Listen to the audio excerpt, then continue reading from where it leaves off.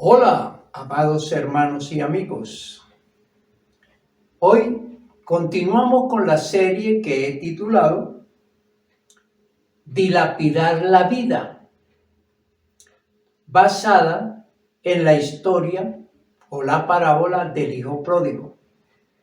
Hoy tenemos el segundo capítulo y el texto bíblico para este mensaje lo encontramos en Lucas capítulo 15, versículo 12, y el menor de ellos dijo a su padre: Padre, dame la parte de los bienes que me corresponde, y les repartió los bienes. Y entonces el hijo menor concibe una idea, para él una gran idea, la mejor idea para él: pedirle a su padre la herencia. Porque necesita dinero, necesita los recursos para su libertad.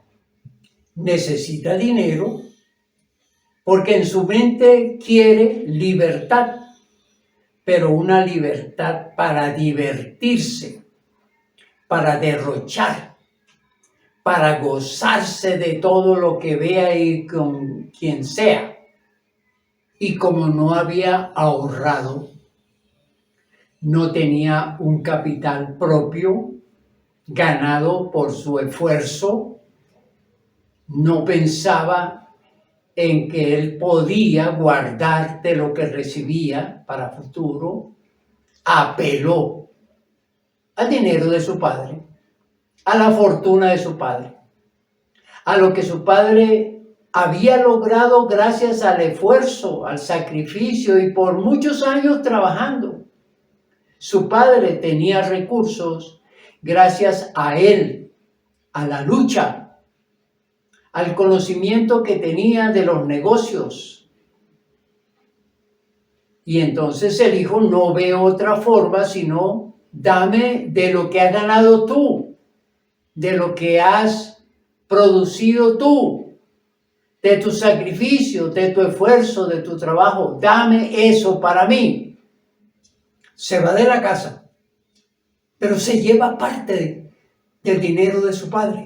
No ha sido alguien trabajador, diligente, ahorrador. No, ha vivido siempre de los recursos de su padre. Se podía pensar que era un disipador, un derrochador de los recursos de su padre.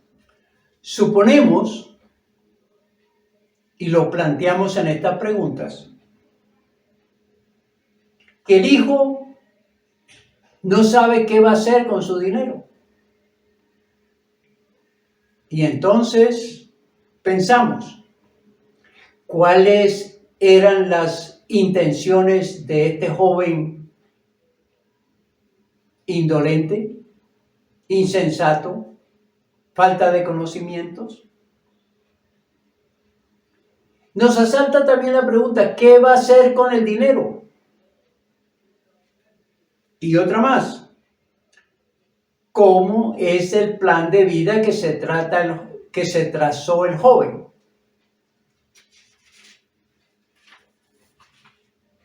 Quedan en el aire estas preguntas.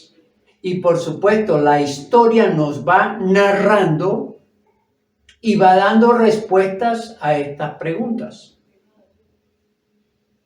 Pero fíjense lo grave al pedir la herencia. ¿Qué significaba? Primero, que no necesitaba a su padre. Y que al pedir la herencia estaba pensando en que su padre no fuera más su padre, como si hubiese muerto, para rechazar la injerencia de su padre. Y también rechazaba, al pedir la herencia e irse lejos, que no quería estar bajo la tutela de su padre, bajo la dependencia de su padre. y que despreciaba todo lo que su padre había hecho hasta la edad que él tenía. La herencia es decirle, en términos así muy fuertes, muérete para yo recibir lo tuyo. ¿Qué pensaría su papá al escuchar a su hijo pedirle la herencia? ¿Cómo se sentiría? ¿Verdad que llegaría una inmensa tristeza a su corazón?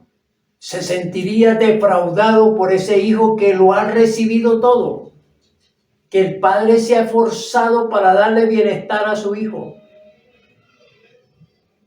Se sentiría frustrado al ver que su hijo no asimiló nada, no atendió sus consejos, sus asesorías para la vida. ¿Cómo se sentiría entonces? Agobiado. Y entonces comprende a su hijo. Porque dentro del Padre maravilloso hay sabiduría para con sus hijos. Los conoce. El padre que está atento a sus hijos los conoce bien por las reacciones de estos, por la forma en que hablan, por la forma en que actúan. El padre percibe todo eso y lo interpreta. El buen padre, por supuesto, el que hace presencia en sus hijos, el que está pendiente de sus hijos, entiende que ya su hijo no quiere vivir con él, no quiere estar con él, no quiere depender de él, no quiere gozar del privilegio de la casa producido por el padre. No, quiere irse. Entonces actúa. Con la decisión de su hijo, también entiende el padre que no quiere sus consejos, no quiere sus ayudas, no quiere sus cuidados, y entonces decide darle la herencia. Veamos las siguientes citas. Proverbios 26:4. Nunca respondas al necio de acuerdo con su necedad, para que no seas tú también como él. El padre comprende que su hijo es necio al querer irse de su casa, al querer hacer su vida. Entonces la recomendación es: no respondas al necio de acuerdo con su necedad. Él quiere vivir así. Quiere vivir lejos, quiere vivir apartado, no quiere a su papá. Entonces el papá dice: está bien, viva como usted quiera, váyase donde usted quiera. Y también en Proverbios 27:22, aunque majes al necio en un mortero, entre granos de trigo majados con el pisón, no se apartará de él su necedad. La persona necia no quiere recibir ni consejos, ni reproches. Y entonces hay que dejarlo. Y eso lo entiende perfectamente el padre. El padre, que es muy sabio, entiende que con él no se puede hacer nada. No acepta nada. Y aunque quisiese alguien ayudarle, no se va a dejar. Aunque se le procura el bien, no lo va a aceptar. Entonces hay que dejarle. Y eso lo tiene muy claro el Padre maravilloso. El papá sabe que su hijo va a ir y estará lejos y va a sufrir. Y se va a enfrentar a una realidad no conocida, no imaginada inclusive. Porque el padre conoce al hijo. Él no es emprendedor, no es negociante, no es laborioso, no es diligente. Y entonces, ¿qué hará con el dinero? Pues no va a hacer buen uso de él. Sin embargo, el padre, entendiendo que su hijo en ese acto de necedad y que no puede echarse para atrás en sus ideas, está bien, le da lo que le corresponde. Tome, hijo, lo quiero mucho, le deseo lo mejor. ¿Se va a ir lejos? Váyase. ¿No quiere mi presencia? Dele. ¿No quiere decirme para dónde va? Está bien. ¿Quiere abandonarlo completamente? Bueno, es su decisión. El padre entiende todo eso. Y bien, bueno, váyase a vivir la vida que usted quiere. Así muchos jóvenes en la vida rechazan el consejo, la asesoría, la autoridad, la disciplina de los padres. ¿Y qué tienen que hacer los padres? Bueno, si no aceptan, está bien. Ay, si quieren irse de la casa, mejor. Porque es un problema el hijo así.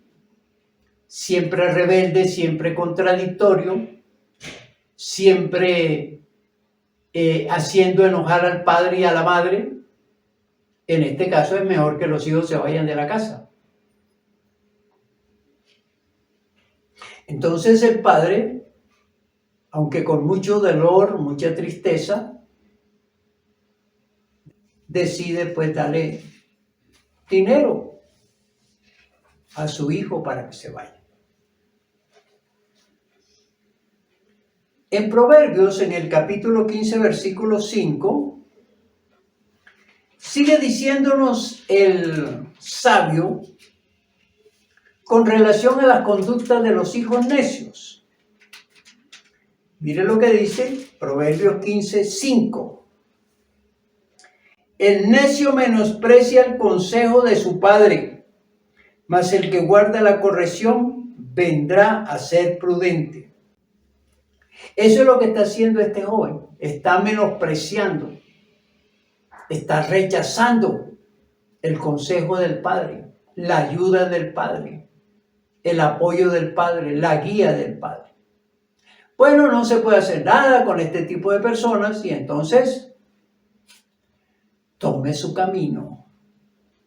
Y entiendo que el padre sufre un impacto doloroso y se imagina a su hijo insensato desperdiciar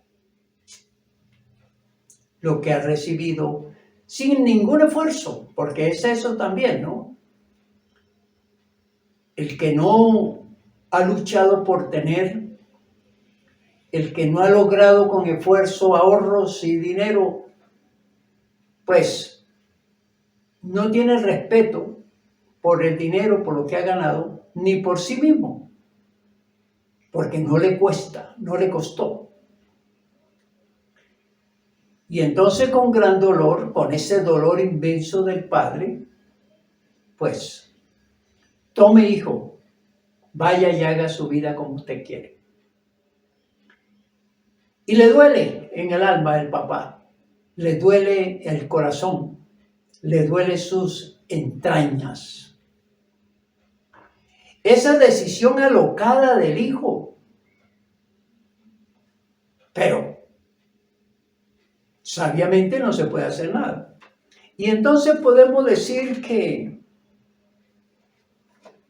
esta parte de la historia de hijo pródigo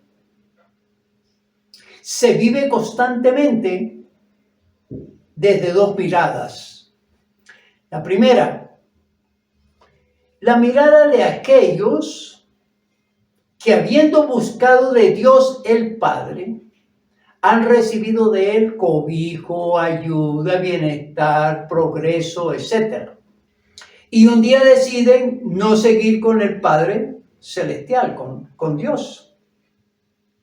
Y se van alocadamente a vivir la vida del mundo, en los vicios, en los desórdenes, en su carnalidad, y se divorcian completamente de Dios. Sí, ya no quieren adorarle, no quieren venir al templo, no quieren orar, no quieren leer la palabra, etc. No entienden que el Padre les ha dado cuidado, protección, ayuda, beneficios, etc. No lo conciben, no lo mastican, no lo analizan y desprecian todo eso. Y vuelven al mundo a hacer lo que hacen los inconscientes, los insensatos, los que no conocieron a Dios. Eso lo hace muchísima gente. Vienen a Dios, vienen a Cristo Jesús y sienten su presencia y sienten su amor y lo reciben, lo evidencian. Y un día deciden, no, yo no voy a seguir. Y no continúan en el cuidado, en la búsqueda de edificar sus vidas con Dios. Y desprecian todo lo que han recibido de Dios. Se van al mundo. Se van a hacer lo que quieren. Se van a vivir carnalmente. No les importa el alma, no les importa el espíritu, no les importa el castigo, no les importa morir y perder el alma. No les importa. Se apartaron de los caminos de Dios, que eran buenos, que eran beneficiosos, pero que requería estar bajo la soberanía de Él, requería la disciplina de Dios, requería el estar con Dios. Rechazaron todo eso. Y al mundo, haga lo que quiera. Y Dios los deja. Vaya, haga lo que usted quiera, pero tiene que ser responsable. Dará cuenta de lo que usted haga. Y quizá la persona no se imagina que tiene un día que entrar en el juicio con Dios. Ese tipo de personas. Hay que recordarle a los jóvenes que pueden hacer todo lo que quieran, todo lo que se les antoje, todo lo que venga a su mente. Pero el joven tiene que aprender que sus conductas son observadas por Dios y deben dar cuenta a Él de lo que han hecho. Es una manera de decirle a los jóvenes, ojo, cuidado con lo que hacen. Miren, ustedes son responsables y serán juzgados por todo lo que hacen. En el libro de Eclesiastés, capítulo 11, versículo 9, dice: alégrate, joven, en tu juventud, y tome placer tu corazón en los días de tu adolescencia. Y anda en los caminos de tu corazón y en la vista de tus ojos.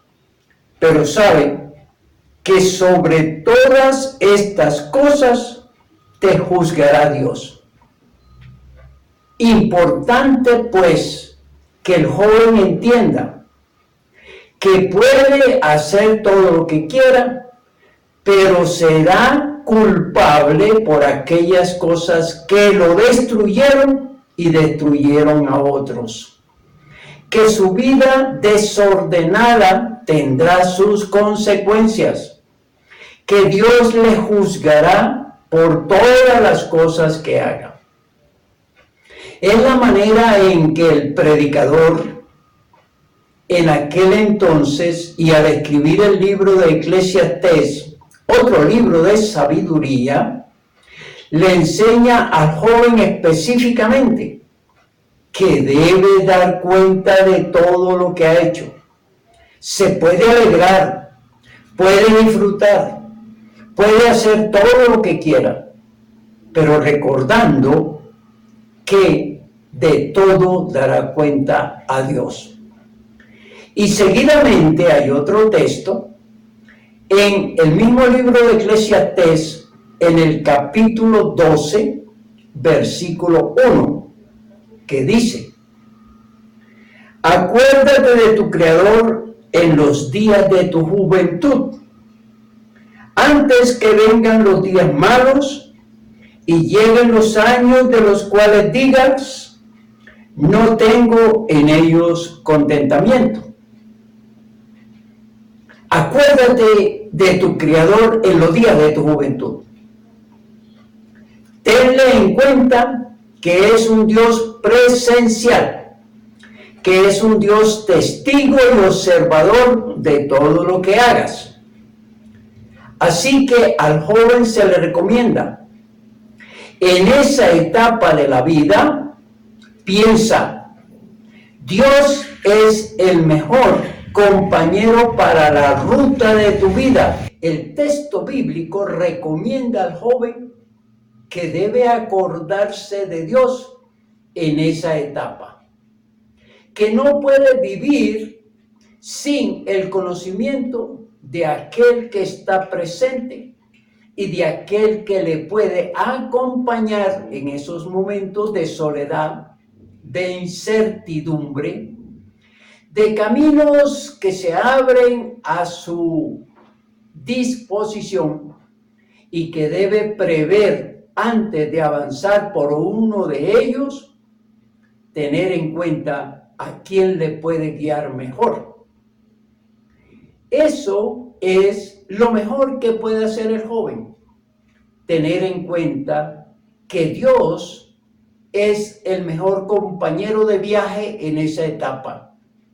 Es el que puede guiarle hacia una vida mejor para que al llegar a la adultez o cuando ya avancen los años, no sufra las consecuencias de las malas decisiones y de los caminos equivocados por donde transitó y que después le van a pesar. Lo que se construye mal, mal termina. La vida debe construirse con Dios. Y animo al joven para que construya su vida pendiente y estando atento a todo lo que Dios enseña en su palabra, que se sujeten a Él, que le teman, que le pongan como compañero. Eso va a servir sumamente bien para el joven. En verdad que la etapa de la juventud enceguece mucho y no deja muchas veces pensar, ni siquiera pensar en el futuro. Hay un texto bíblico que dice, todo lo que el hombre sembrare, eso segará. Hay que decirle al joven, todo lo que siembras en la juventud, lo vas a recoger más adelante. Procura sembrar bienestar, procura sembrar disciplina, procura sembrar sabiduría en tus acciones para que más adelante recojas de eso. Entonces la palabra de Dios enseña al joven a ser sensato, no como este joven de la parábola del hijo pródigo, no para tomar decisiones alocadas, sino sensatas, bien pensadas, y pensando, como dice este último texto, en lo que viene en el futuro, para que no tengas aflicciones, no tengas enfermedades, porque la mayoría de las enfermedades se inician en la etapa de la juventud. Una juventud desordenada, una juventud alocada, puede llevarle a contraer muchas enfermedades. Y no estoy hablando de aquellas que son de transmisión sexual, sino de todas en particular. Entonces el joven debe pensar también en acordarse de Dios, de ponerlo como aliado, como compañero. Y eso va a ser muy bueno para quien lo haga. Así que ánimo, jóvenes, a vivir la vida, a gozar la vida, teniendo en cuenta estas dos recomendaciones. La otra mirada es los hijos que se van de la casa, todos rebeldes, todos contradictorios, rechazando la autoridad del papá y de la mamá. Váyanse. ¿No quieren estar aquí? Pues váyanse. ¿Qué harán en la calle? ¿Qué harán buscando alojamiento con otros amigos? ¿Vivirán mejor que cuando estaban con el papá y la mamá? Bueno, cada uno toma las decisiones de su vida como quiere y tiene esa libertad. Tiene la libertad de decidir sobre su propia vida. Si lo hizo mal, pues asuma. Si lo hizo bien, pues asuma también. Entonces, las decisiones no se pueden tomar alocadamente. Hay que pensarlas, hay que analizarlas. Y sobre todo no hay que dejar lo bueno que se vive para ir a lo incierto, para ir a lo imaginario. Que eso es lo que pasa con este joven. Ay, como tenía recursos, se sentía el rey, se sentía el prepotente, se sentía el que tenía, otra vez la frase, el mundo en sus manos, ahora voy a hacer yo lo que quiera, voy a hacer mi voluntad, voy a hacer lo que me da mi gana, dicen algunos, ¿no? Sí, pues vaya, hágale, enfréntese. Ojalá que los hijos piensen mucho antes de tomar decisiones y antes de rechazar lo que los padres han hecho por ellos. Que valoren, que aprecien lo que los padres han hecho por ellos. Que la bendición del Padre, del Hijo y del Espíritu Santo caiga sobre cada uno de nosotros. Amén y amén.